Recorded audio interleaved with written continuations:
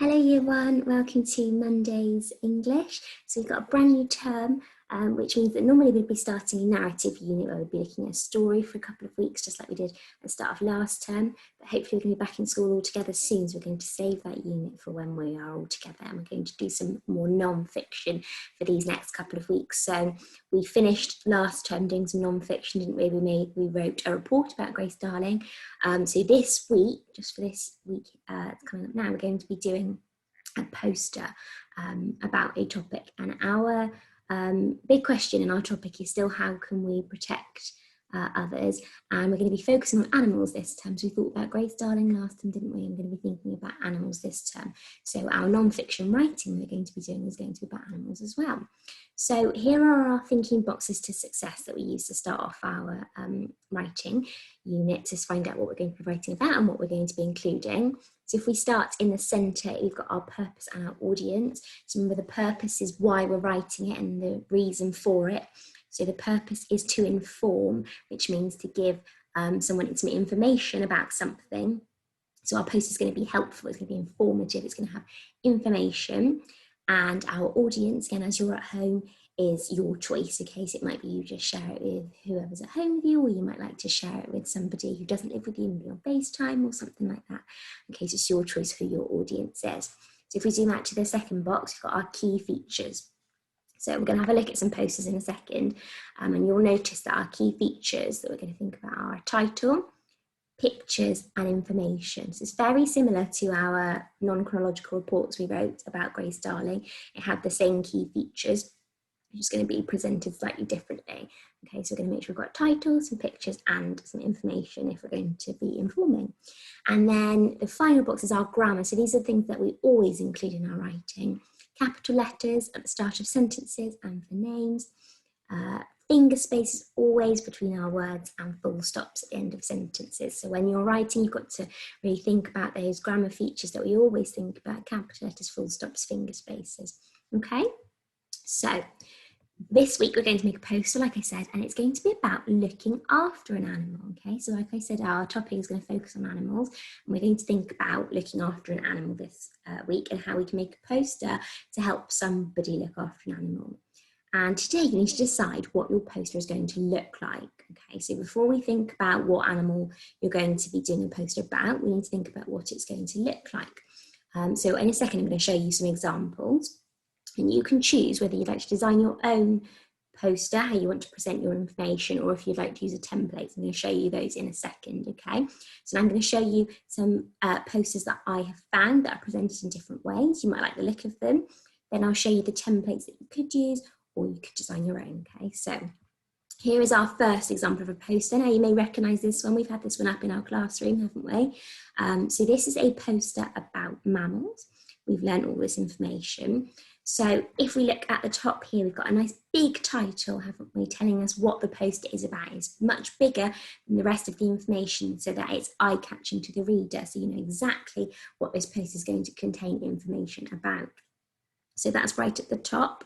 And then if you look here, these bits of writing here, this is the information, okay? So if you look at them, they're not full sentences, they're just key bits of information. So that might be how you like to present your information. You might like to have some key facts. So if we look at it, are warm-blooded, live on land and in water, have hair or fur, have skeletons on the inside of their bodies, give birth to live babies which drink their mother's milk. Okay, so they're just some key facts about mammals. And then at the bottom, we've got the pictures. Okay, so you might think that your title is going to be really big at the top, and you're just going to have some short sentences for your information and then pictures at the bottom. Okay, so that's one example of a poster. Okay, here's another example. So this one's got a little bit more information on it. It doesn't matter how much is on there at the moment. You're not thinking about that. You're thinking about the way it's laid out and how you might like to choose what poster you'd like to do. So again, we've got a title right at the top, and can you see how it's bigger than the rest of the text, because it's making it stand out to the reader so that the reader knows exactly what this poster is going to be about. So the title for this one is How to Take Care of and Protect Animals. Now here, I'm Can you see I've got an arrow pointing to this green box here, this blue box, and also it would be one pointing to this pink box, but it's getting a bit crowded. Now these are called subheadings. So it's kind of like a subtitle. So you've got a big title and these are little titles. So they are helping us to narrow down what the information is going to be about. Okay, so if I read the first one, it says, you should do the following things. So in order to take care of and protect animals, you need to do the things that are after this title. It helps you to really think about what information you want where on your poster, and also helps the person who's going to be reading your poster know exactly what the information's about. So you might like to choose to have some subheadings, and then can you see how there are boxes of information after the subheading? So you've got the subheading, you should do the following things, and then you've got some bullet points, some small sentences, a bit like the other one, a bit like here, with answering this, you should do the following things. So do make sure that your pets have enough food and water. Do make sure that your pets have a good shelter. Okay, and they're in boxes, which makes it stand out to the reader. Again, it puts the information in one place. It makes it easy for the reader to read the information. So you've got another one here. You could do the following things. So can you see the difference? This one is you should, so things you definitely should do. And this one is something that you might like to do. And then the bottom one is you should not do the following things. Okay, and there's some information here. And can you see for this one, the pictures are spread out. So in the first one, all the pictures were at the bottom. And for this one, the pictures are spread out. So you might like to present your information this way. Okay, I'm going to show you one final one. I wonder if you can pause the video here and just have a little discussion about what's different about this poster. Well done. Okay, so you've got the title the same as the other one. Nice big title, bigger than the rest of the information again. We've got pictures spread out again here, haven't we? So you've got one at the top and you've got two down here. And how is our information presented? Is it in boxes? Is it in just short bits of information? So this time the information isn't in boxes, it's written on the lines, but it's spaced out. It kind of goes around the picture and it's written in full sentences. So the lion is the second biggest living cat after the tiger.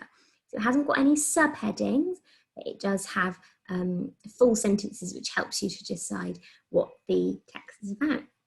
And finally, down here, I've got a fact in a box. Did you know the lion's closest relatives are the tiger, the jaguar, and the leopard? So that's a bit of a fun fact at the bottom. Okay, so there's another example of a poster. So your job is to think, how would you like to present your information when you make your poster? So it might be that you choose one of the templates I'm about to show you, or it might be that you think, actually, I want to present my poster in a different way, and that's completely up to you. It's how you want to decide to do it at home. But you need to make sure that you've got a title, that you've got pictures, and that you've got information. That's the most important bit, okay? So if you really like the look of this one, this is option 1. I've got a template that looks like this. So you would put your title up here, you would put your information in this box here, and you'd have your pictures at the bottom. Okay, so that's option 1. If you like the look of this one, option 2, the template for this one looks a bit like this. So you'd have your title at the top, you would have your subheading, and your information that answers your subheading, then another subheading, some more information, and your pictures down the bottom. And if you like the look of this one, this is option 3. So here's the template for that one. So you'd have your title to the side, pictures dotted about, information on the lines, and maybe a fact down here in this box as well. Okay, so your job is to choose one of these templates if you'd like to, or design your own in your English book or on a piece of paper. Okay, so if you want to use the templates that I've got, you can get them off Class Dojo, because that's where they're going to be. You can print it out. If you don't have a printer, you'd like to use one of the templates, you can design it in your book so it looks the same, or you might think, I've got a different way I'd like to present my information, and that's absolutely fine as well. Okay, so what you've got to do, once you've decided what template you would like, you need to put it in your book. So either print it out or draw it in your book. It could be drawn on a separate piece of paper and stuck in your book. And you need to include you need to put what things you're going to have where on your poster. Okay, so you're not deciding what animal you're doing today. You might have an idea in your head, We don't need to know that yet. We don't need any information on there. You just need to decide where things are going to go, okay? So for example, if you like the look of this one, I think I'm going to choose this one. I would either print it out if I had a printer, or I would draw this in my book. You might need some help from an adult at home, or you might like to have a go yourself. And then you're going to tell me what's going to go where. So if you've printed it out, you need to decide what you're going to have. So remember I said you definitely need a title, you definitely need pictures, and you definitely need some information. So you're going to write on the template where they're going to go, where the things are going to go, okay? So this is the one I'm going to choose. So this is my example, and I need to make sure I've got my title. So in this box, I would write title just like this, so I know what's going to go there. Okay, then I've chosen this one because I really liked the fact that it had subheadings. So I'm not deciding what my subheading is going to be yet. I'm just going to write that this is a subheading so that when you come to make your poster, you know exactly where things are going to go. Okay, then this here is my first box of information. So all I'm going to write in here is box of information. Okay, and then again, I'm going to do exactly the same thing. I'm going to write subheading again down here. I'm going to do box of information, and then I'm going to have at the bottom some pictures, okay? So you're just designing your poster today. You're not deciding any of the information. You're not deciding what animal you're doing it. You might have it in your head, but you're not writing that yet. You're just designing what your poster is going to look like.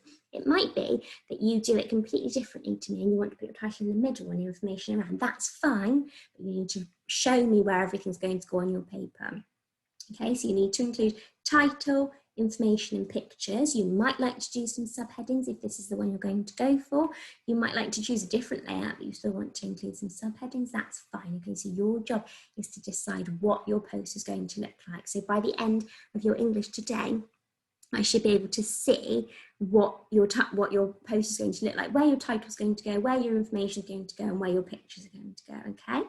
So don't worry if you've not got a printer, you can use either just your book or a plain piece of paper, design where everything's going to go.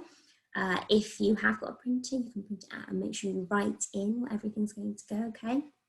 So remember, title, information and pictures. So I really look forward to seeing what your post is going to look like year one, and then tomorrow we can start thinking about what's going to go on our posters. So I hope you have fun doing this today, and I will see you tomorrow to carry on. Bye everyone.